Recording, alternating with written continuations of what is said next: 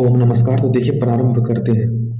तो अग्नि का पुरोहित रूप कहा गया है कि अगर हम अग्नि के इन चरणों को जान ले तो हमारा राष्ट्र भी अग्नि के प्रतिमान अग्नि के 8 चरण को जान ले तो हमारा राष्ट्र भी और हम भी एक पुरोहित बन सकते हैं। पुरोहित अर्थात इसमें कहा गया कि 8 चरण एकमेव अग्नि बहुधा समिधि एकवाह इदम ही बहुवा सर्वम।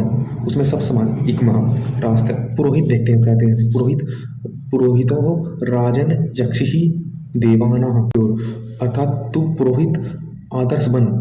पुरोहित अर्थात जन कल्याण के लिए पूर्व मतलब पूरी पूरी सृष्टि उसी की सहायता से साधक अंधकार की प्रकाश की ओर जाता है, जो अज्ञान से जो निरंतर आज की हर परिस्थिति में साथ खड़ा है हित के लिए। जब राजा हो, राजा को पुरोहित कहते हैं। विद्वान हो, साथ खड़ा हो। जन गण मन की प्रति क्षेत्र में अनुकरण अर्थात तू आदर्श बन। देवों के साथ संगठन करता है। यह पुरोहित अग्नि प्रथम रूप है। अग्नि का पुरोहित वह देवों के साथ संगठन करता है अथवा देवों को संगठित करता है। हमें श्रेष्ठ व्यक्ति से जोड़ता है, संगठन करता है देवों के साथ। अर्थात हम श्रेष्ठ कर्म का अनुकरण करेंगे तो हम स्वयं भी और राष्ट्र को भी, दोनों को ही हम योग्य बनाएंगे, आदर्श बना लेंगे। तो हम देवों के साथ संगठित इस प्रकार अग्नि द्वारा उपकर्म अर्थात संहार की एकता यह स्वामी बुद्धदेव ने अपनी बुद्धि से विशेषणों को और बहुत सूक्ष्म बुद्धि वाला जान सकता है। अर्थात प्रथम मंडल में अग्नि पुष्टिवर्धन रूप वाला है। अब अग्नि का दूसरा रूप पुष्टिवर्धन है, जो दिनों दिन पुष्टि देने वाला है। अग्नि पोषमेव दिवे दिवे, इसलिए अग्नि को दिवे दिवे पोषमेव बताया गया। आत्मा अग्नि परमात्मा अग्नि पुरोहित अर्थात अपनी आत्मा अग्नि को परमात्मा अग्नि से जुड़ाने वाला। पुरोहित को परमात्मा अग्नि भी कहा गया है। उससे जुड़ने वाला, अनुकरण करता है, पुष्टि को प्राप्त होता है, प्राप्त करता है। उसका अगला चरण रयवित है। रयवित अर्थात अग्नि का पहला चरण तो पुरोहित, दूसरा है पुष्टि करने वाला रयवित। रयिम नाम श्याम पतयो रयिणाम अर्थात मैं धन ऐश्वर्य का स्वामी हूँ। त्वम ब्रह्मा रयवित, स्वयं रयवित हुआ अनुकर्ता को स्वयं अनुकरण अर्थात स्वयं पुष्टि वर्धन अर्थात मैं सुपुष्ट हूँ, सुशिक्षित हूँ, तपस्वी हूँ, संयमी हूँ। जो हमारे पास है उसको धन उपार्जन करता हुआ अधिकार होता है। वह ऐसा धन संपन्न होने वाला व्यक्ति उस समाज को भी आगे उन्नति की ओर अग्रसर करता है, ऐसा व्यक्ति। अब तीसरा आता है कवि क्रतुम, अग्नि का एक अन्य चरण। हमने 2 चरण कर लिए। कवि क्रतुम अर्थात जो जिसने धन संपन्न कर लिया, संयमी हो गया कि यथा उचित धन का उपयोग करना है, धन को व्यर्थ नहीं उपयोग करना है। तो ऐसा मनुष्य धन संपन्न होकर अपने जीवन को, अपनी कला को आगे बढ़ाने के लिए, उद्देश्य के लिए अग्रसर हो जाता है।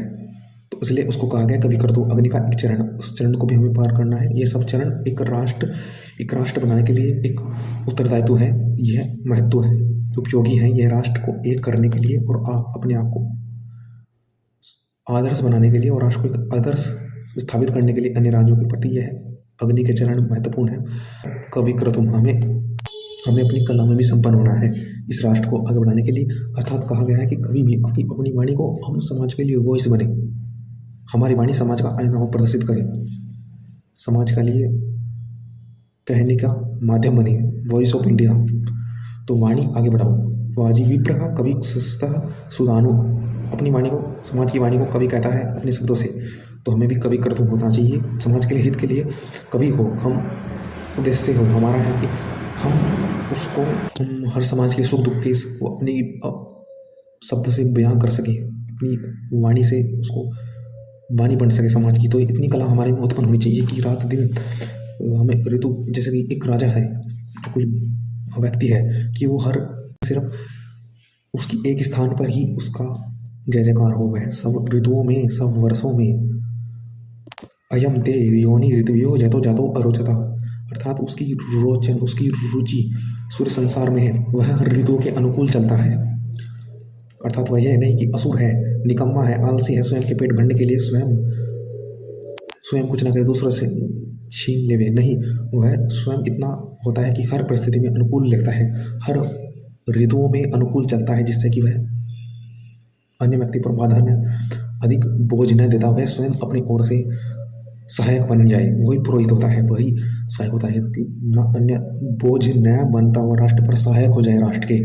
ऐसा होता है ऋतुओं के अनुकूल चलने वाला, समय समय पर अनुकूल चलने वाला, शिक्षा देने वाला। ऐसा होता है कवि क्रतुम।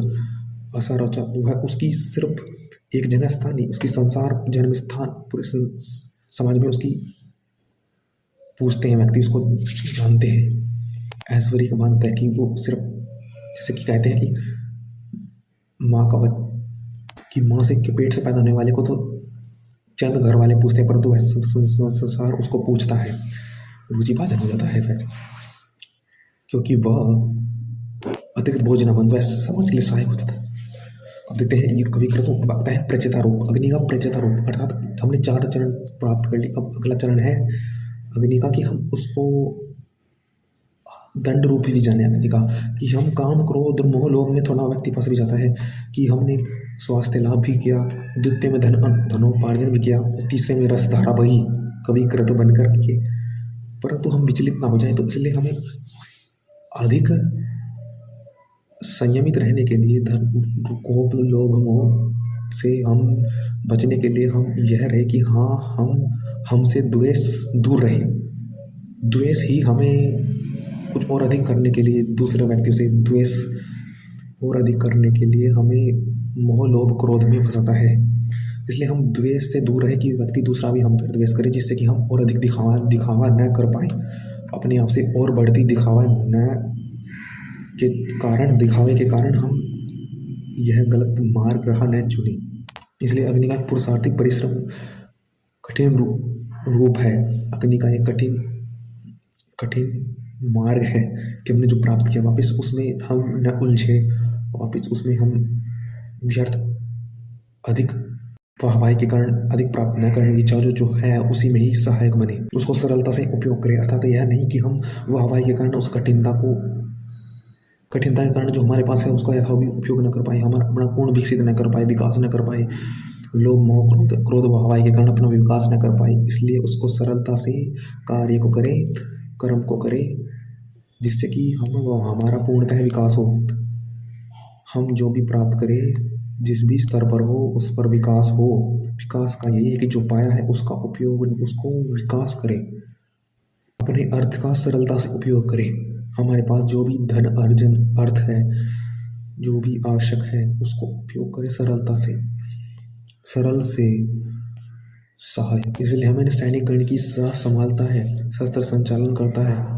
इस प्रकार सैनिक राह संभालता है घोड़ों की, अर्थात जो सारथी रथी। तो ठीक उसी प्रकार हमें भी अपनी राह संभालनी है कि कितने हम गिर रहे, विकास होना चाहिए, हमारा सरलता से अर्थ का उपयोग होना चाहिए, जिससे कि विकर्ण की राह संभालता है। जैसे कि छोटे सैनिक बड़े सैनिक को सहायता प्रदान करते हैं, तो ठीक हमें भी अपने प्रयास से विकास करके सहायता करनी। अब आता है अगला चरण अग्नि का है सहस्वान, सहन शक्ति संपन्न होना चाहिए हमें। हम पर धरती पर बसने वाली विभिन्न बस्तियों के पारस्परिक आर्थिक सहयोग के लिए परस्पर सहिष्णुता सबसे अधिक अपेक्षित है। अतः संपूर्ण मंडल में सहिष्णुता ही समाज के राजनीति के निर्माण पर आधारशिला रखी गई है। इसी से ही जिसमें साहस सहिष्णुता तथा सहनशीलता हो वह ही एक राष्ट्र की ओर संकेत करता है, वह एक राष्ट्र बना सकता है। सहन शक्ति के पुत्र अग्नि का आचरण भी यही है। हे सहन शक्ति के पुत्र, तू कलह के मूल स्पर्धा को दूर कर, अर्थात स्पर्धा होती है तो तभी तो व्यक्ति सहन नहीं करता और अपने को बड़ा बनाने के कारण वह कलह राष्ट्र को एक नहीं बना सकता। तू कलह के मूल स्पर्धा को दूर कर, सहन शक्ति शासन नायक होगा तभी एक नायक बनेगा। अगर सहन शक्ति होगी उस राजा में, जिससे कि वह स्पर्धा से रहित होगा राजा, किसी अन्य के प्रति की मेरे सैनिक से आगे बढ़ूँ, मैं किसी अन्य से आगे बढ़ूँ, मैं व्यक्ति से, तो वह राजा नहीं बन पाएगा, उसमें स्पर्धा होगी। तो कला के मूल स्पर्धा को दूर करता एक राजा। अगर राजा स्वयं बड़ा बनने के लिए, स्वयं किसी अपने मोह के लिए, मोहवश होने के लिए वह अगर स्पर्धा करता है तो समाज का हित नहीं जान पाएगा और वह समाज का दोष नहीं जान पाएगा, उन्नति नहीं कर पाएगा। इसलिए कहा गया है कि उसको स्पर्धा से राजाओं को दूर होना चाहिए। एक राष्ट्र के लिए कला के मूल स्पर्धा को सहन शक्ति राजा में होनी चाहिए। यह अग्नि का चरण है।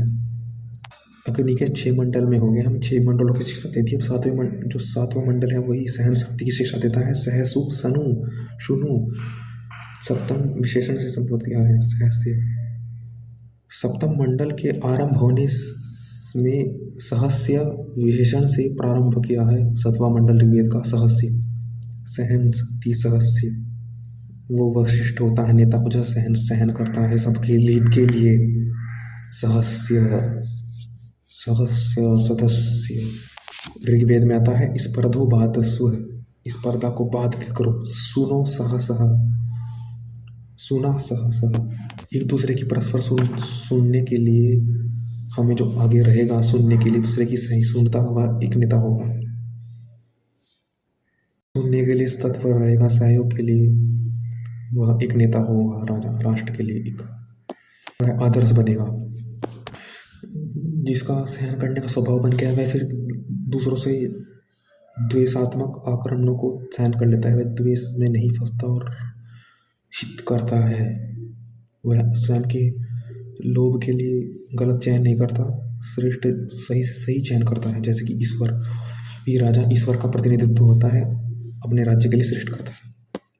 राजा को अर्थात व्यक्ति को इंद्र भी होना चाहिए। अग्नि का अगला चरण है इंद्र। बहुत द्वारा उसका मान्य हो, बुलाया गया हो, बहुत व्यक्तियों द्वारा उसको बनाया गया हो, एक राज्य अधिक मंत्रियों द्वारा बनाया गया हो, एक राजा न्याय करे। इंद्र और सोम की तरह शांति प्रदाता हो। सोम अगला विशेषण, अगला चरण अग्नि का जो आदर्श बनता है। सोम वह जो समाज में सुख की वर्षा करता हो। एक अगला चरण अग्नि का आदर्श बनता है। आदर्श बनने हेतु